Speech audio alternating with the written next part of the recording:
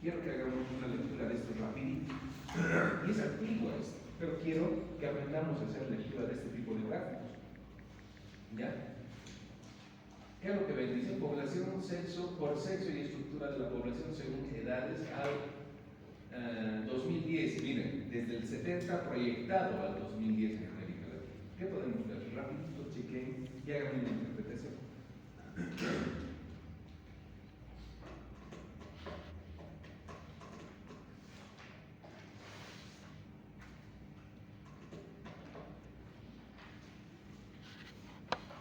¿Qué podemos decir? Se pueden decir varias cosas de esta lámina. ¿Sí? ¿Por qué estás tan lejos, Sara? A ver. ¿Alguien que se anime?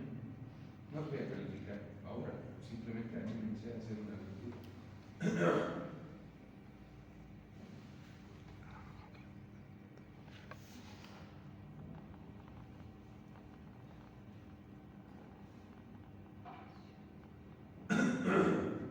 ¿Qué podemos decir?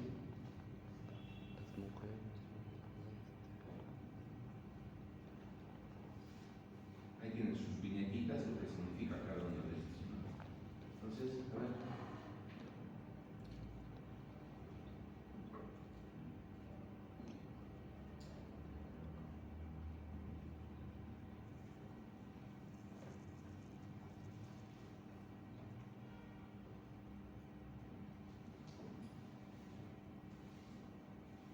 ¿Alguien?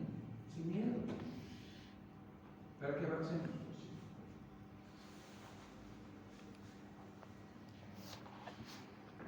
No de todo, vamos a una partecita de lo que están viendo. El enunciado nos dice que está comparando, ¿no? Está viendo sí está haciendo una proyección desde el 70 hasta el 2010. Está viendo cómo ha evolucionado la población en esos grupos de edades y según el sexo que tienen, ¿no? A ver, Julia.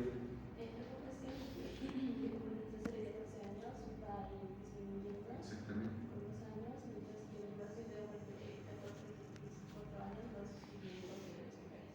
Ya, está muy bien.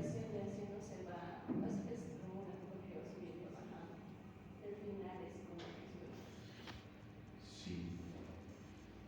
Particularmente, a ver, miremos, los naranjas, en los naranjas solo tenemos varones, no había referencia de mujeres. Pero ya tenemos una idea de qué es lo que está pasando en ese grupo de 0 a 14 años en América Latina de forma genérica. ¿Ya? De 42.9% que venía en población, en el 70 ha bajado a ¿cuánto? A 28.64%. Entonces, de población joven que ha ido disminuyendo y la tendencia ha sido esa. Y nosotros lo hemos evidenciado en qué? Con el índice de TRIPS y el índice de Sundar en Bolivia. ¿No ven? Que ya somos población estacionaria según los indicadores. Vean cómo es el dinámico. Es el primer año de que hablo de población estacionaria en Bolivia, porque siempre comentábamos que teníamos población joven y ha ido cambiando. Entonces la tendencia también se supone que se ha ido bajando los de 0 a 14. No hace que desaparezcan, ¿no ven? ¿Qué ha pasado? Han crecido. Y entonces, ¿dónde se ha robustecido más con esa población entre 15 a 64? Como decía, de varones y mujeres, que ha habido la tendencia de que se incremente en Latinoamérica.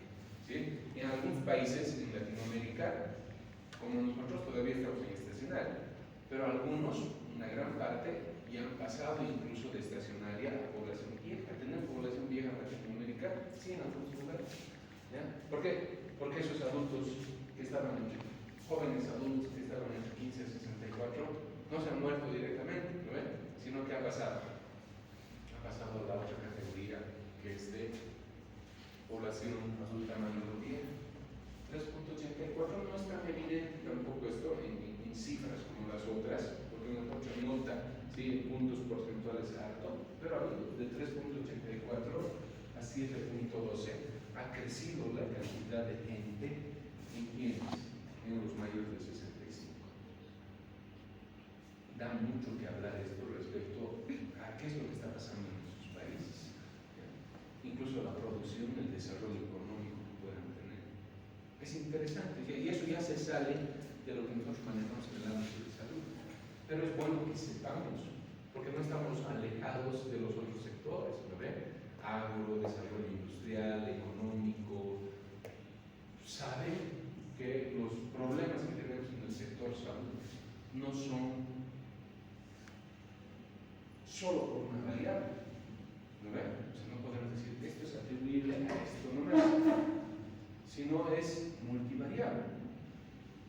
La mayoría de los hechos que tenemos en el sector salud dependen de otros factores más que pueden influenciar. Por eso tenemos determinantes en salud también, factores de riesgo. Por eso estamos llevando.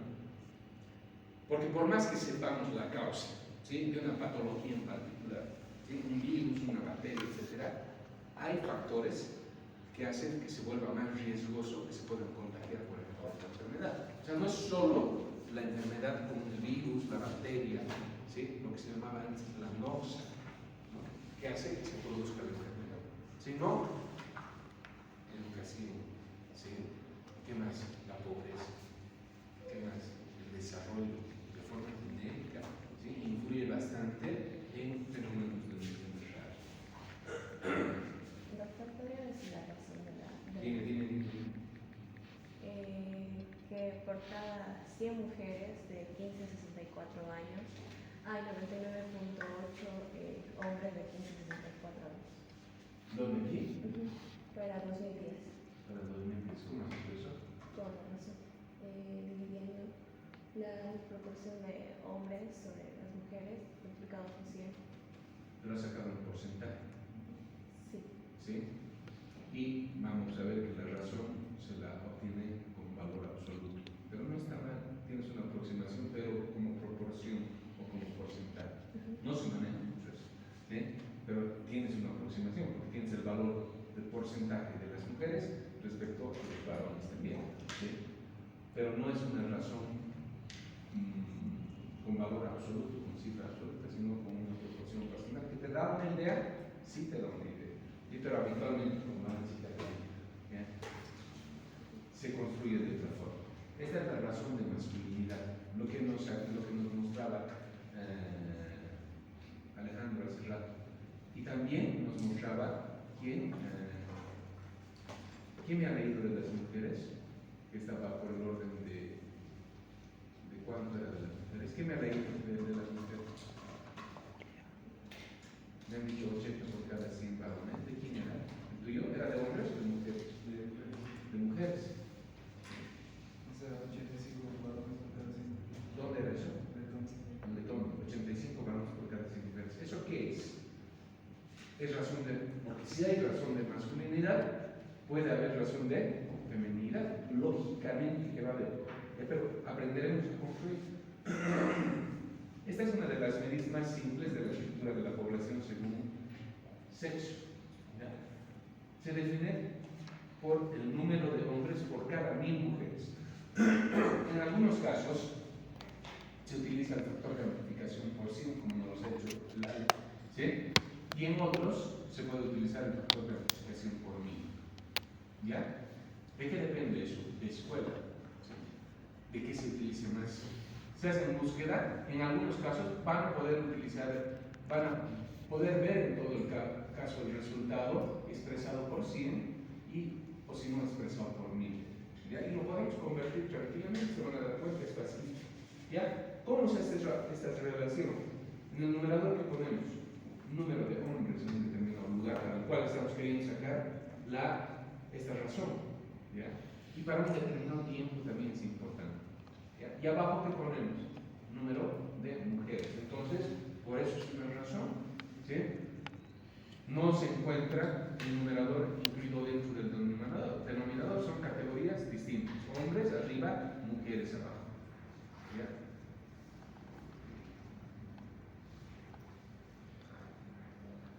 ¿Cómo lo leemos? ¿Cómo lo leemos? Sacaremos, ya, pero primero sacaremos. En Bolivia tenemos los datos rapidito, les he dicho que saquen, ¿sí? Que se entren a línea y se bajen los datos, no como base de datos, sino como información ya publicada del censo. Haz una búsqueda rapidito, ahorita esto no es difícil de obtener. Cantidad de hombres para el 2024 según el censo y cantidad de mujeres. Y vamos a hacer esa relación. Primero, buscaremos cuántos son.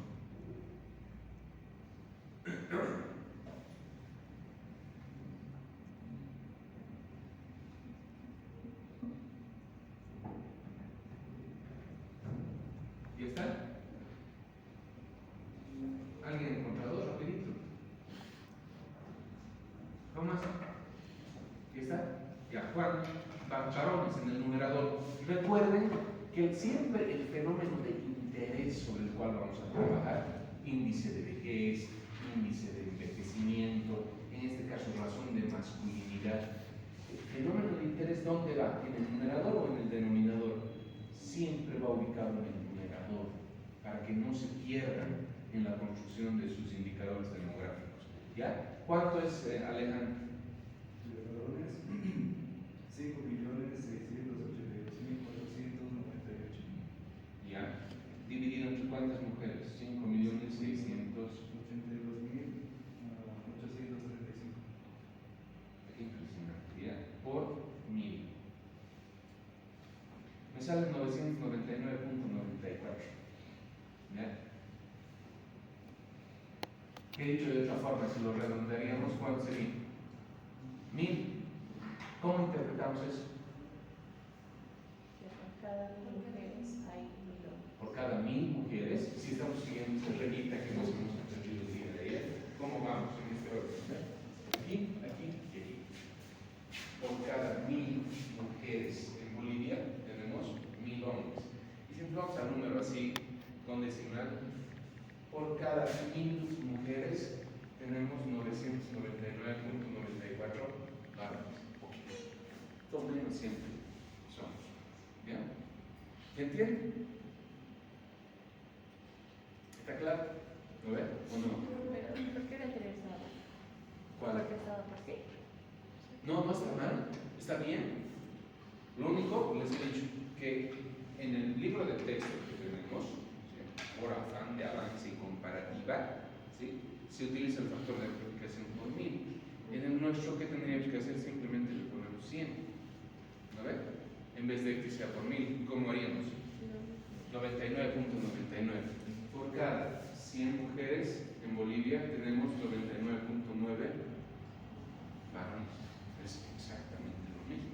Lo único que está variando que es el factor de amplificación del cociente de esa división entre varones y niños. ¿Entiendes?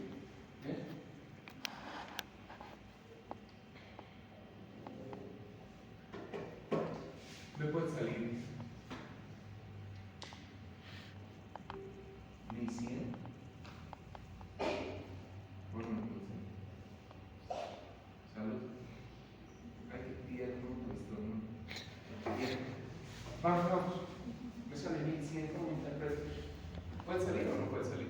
Claro que sí.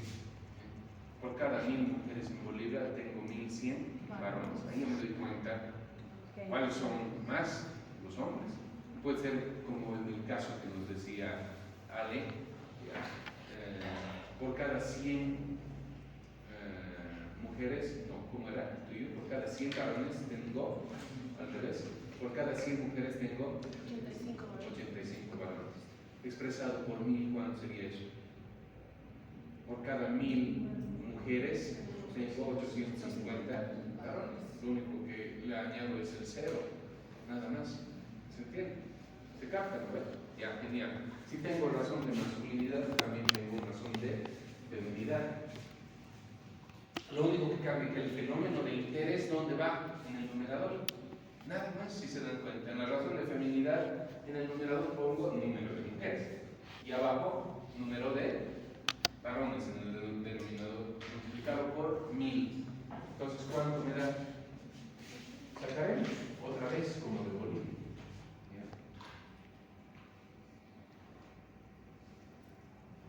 5.682.835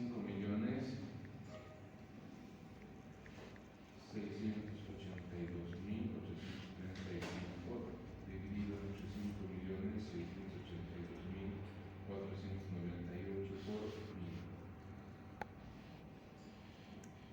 sale 1000.05. ¿Qué diré entonces? Que por cada 1000 hombres hay 1000.05 mujeres. Estamos, aquí es irrisorio irrisoria esa diferencia que hay entre varones y mujeres. ¿Se entiende? Pero, ¿ya? ¿Dónde va el fenómeno de interés? Arriba, ¿sí? En el numerador. ¿Qué les va a hacer variar? Este otro índice también, este es un índice, la otra era una razón, este se llama índice de ¿qué? De masculinidad.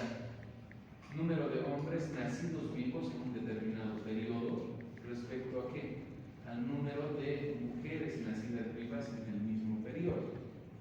¿Se entiende? ¿Sí? No es lo mismo el índice de masculinidad que la razón de masculinidad. La razón de masculinidad nos toma ¿qué cosa? Toditos los varones respecto a toditas las mujeres. Aquí, ¿qué nos está tomando en cuenta? Nacidos vivos. ¿Lo ven? Y hemos dicho que habitualmente, por lo menos esa referencia teórica teníamos, de que en el nacimiento, ¿quiénes son más? Los varones. Probablemente, ¿sí? La mayoría de las veces vamos a tener un índice de masculinidad más elevado. ¿Sí? Es decir, va a haber mayor cantidad de varones respecto a las mujeres. ¿Ya? ¿Este por cuánto? Por 100. ¿Ya? Me ha salido 115. ¿Cómo leo este índice de masculinidad? ¿Cómo lo interpreto? No quiero que hable Jazmín ni Juli, los demás sí. Me ha salido 115 el índice de masculinidad en Bolivia. ¿Cómo interpreto?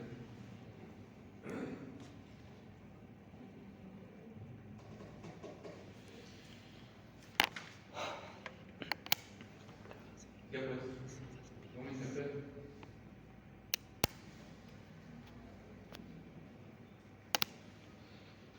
Para el 24, digamos, ¿ya? Para el 2024. ¿Ya? Y en Bolivia. Me ha salido 115. ¿Cómo interpretaría?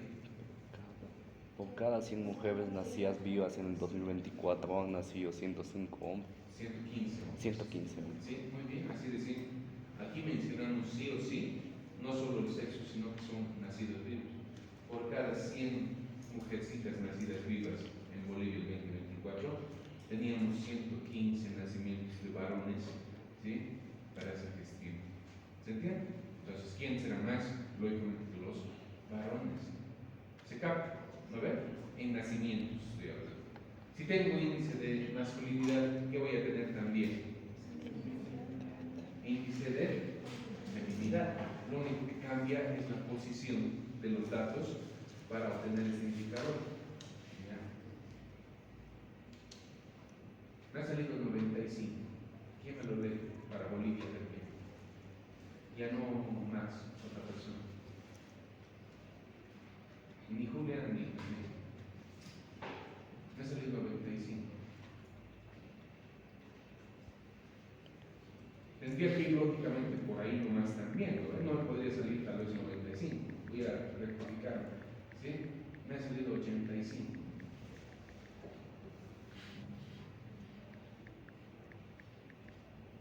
¿Cómo leo? A ver. ¿Solo por cada 100 hombres? Ah, ya. Mujeres nacidas vivas del 2024. Fácil. A ver. No se olviden que el índice, tanto de masculinidad y feminidad, hace referencia a los nacidos vivos. La razón está trabajando con el total de varones y mujeres. ¿Eso les puede generar un poco de confusión? Sí.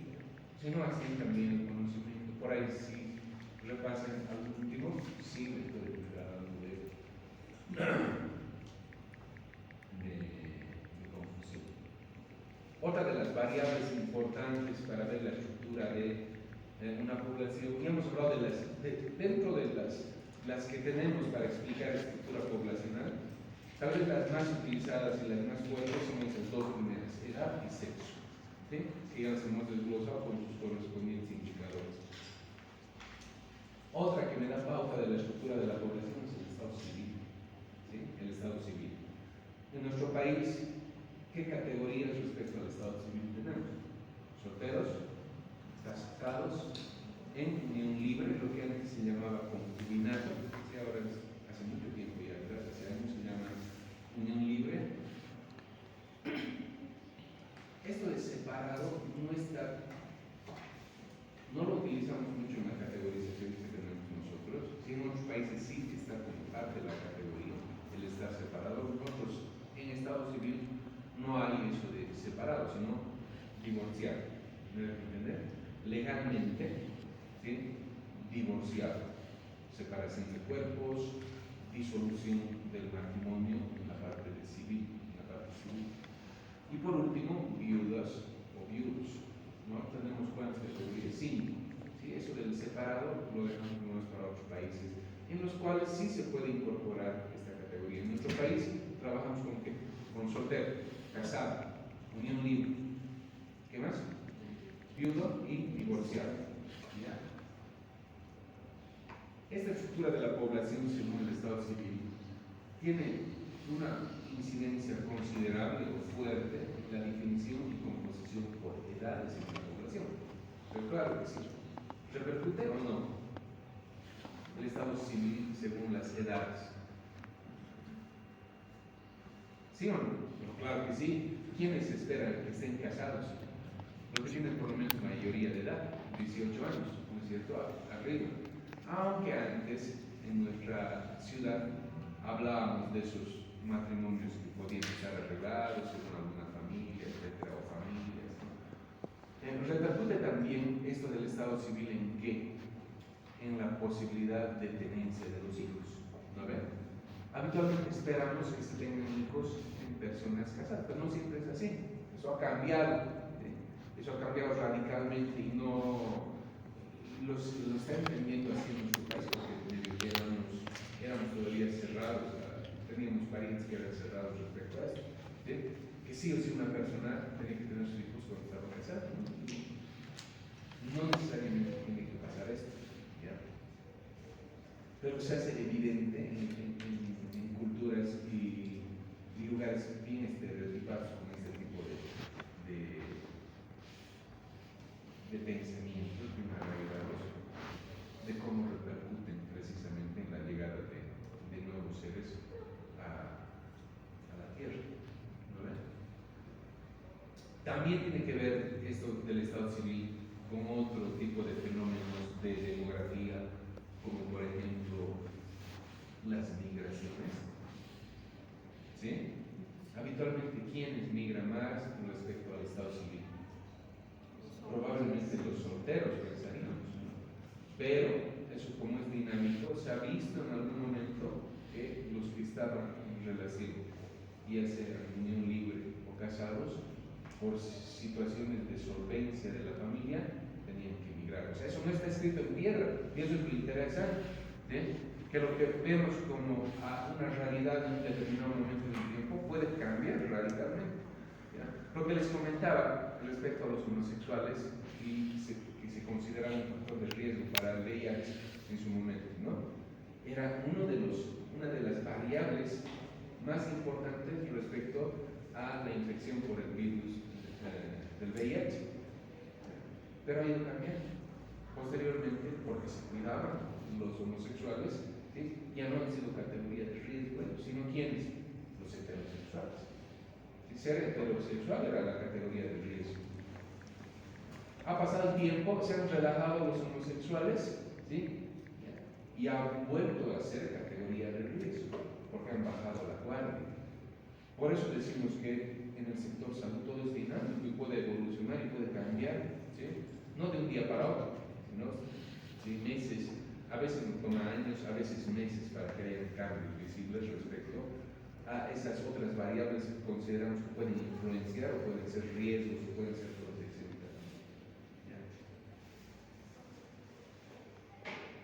¿Será que tiene que ver el Estado civil, aparte, yo no estoy hablando de la estructura de la población, aparte, que es una variable importante como lo hemos visto, ¿sí? ¿Será que puede influir en algunos fenómenos ya en nuestro sector propiamente dicho, del sector salud, el Estado civil? ¿Sí? ¿En qué fenómenos? Por ejemplo. En el que estamos viendo en práctica, por ejemplo, el consumo de tabaco. El consumo de tabaco. ¿Sí? Probablemente sí pueda repercutir en algunos estudios. Se ha visto y me lo han comentado ustedes. ¿Sí? Ya está bien. ¿Qué categoría sería la de riesgo para el consumo de tabaco? ¿Ser soltero? ¿Casado? Eso vamos a ahondar en la parte práctica, porque tenemos 5 categorías. Si no sabemos por ahí cuál de esas puede ser mi categoría de riesgo. Ya, pero está bien todo. Respecto a un fenómeno de salud, el estado civil.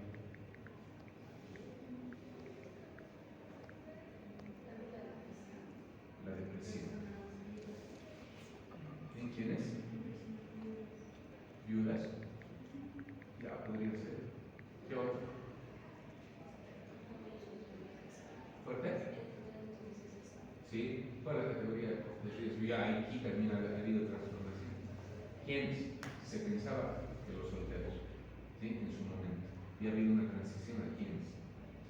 A los que tenían pareja, ¿sí? Unión libre y casados. En su momento han sido categoría de riesgo en algunos países. ¿Por qué? Hispania, ¿no ve?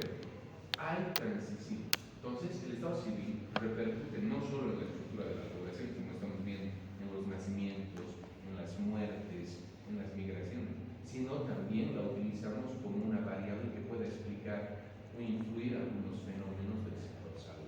Es importantísima esta situación. La ocupación.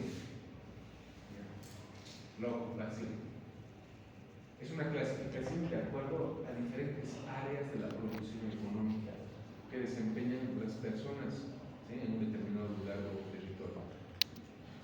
Nosotros, como fines de avance, vamos a ver esta clasificación de la ocupación en 5 categorías. La A, ¿quiénes están dentro de esta categoría? Ejecutivos, empresarios y los profesionales de forma genérica.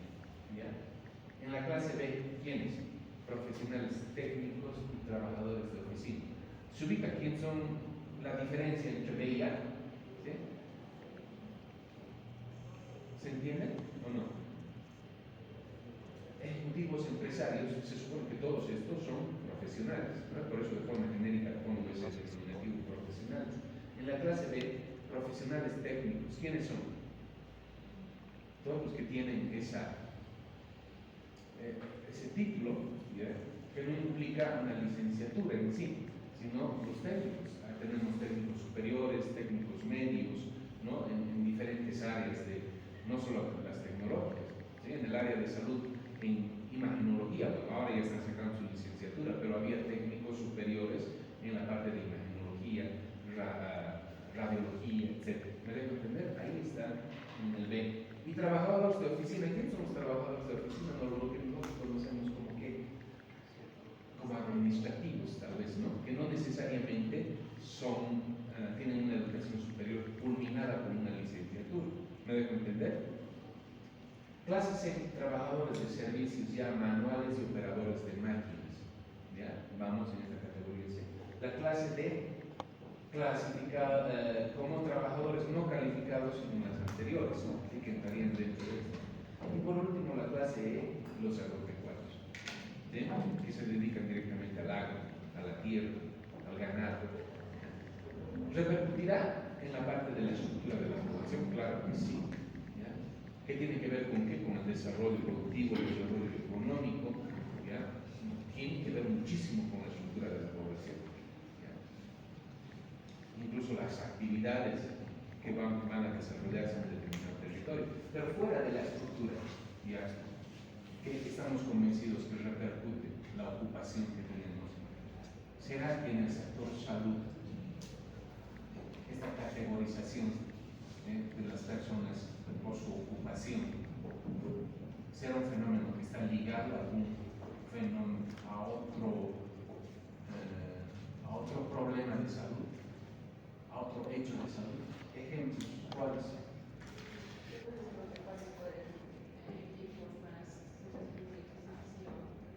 ¿De qué? Mi intoxicación.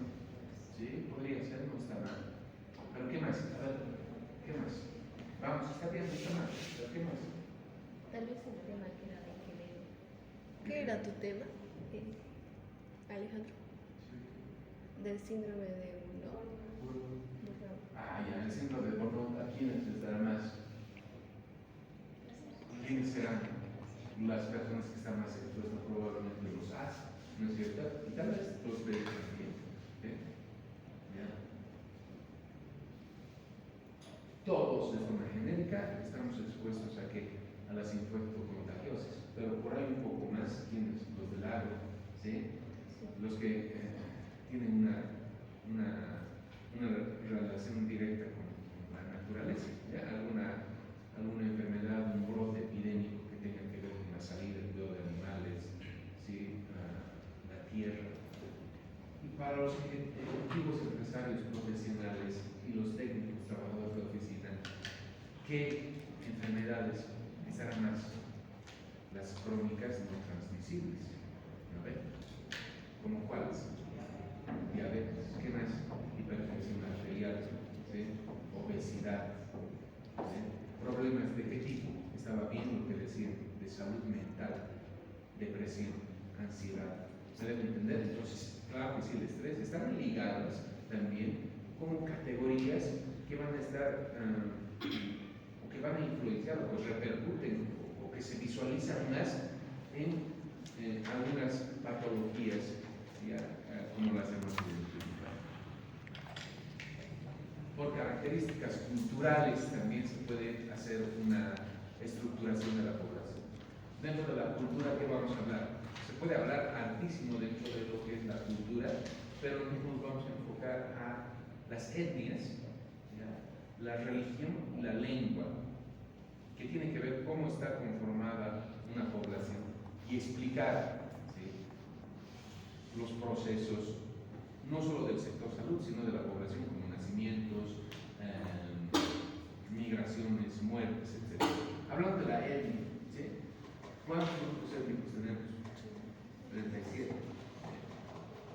Que tienen lógicamente su propia, algunos su propia religión y su lengua también, que le estamos desglosando.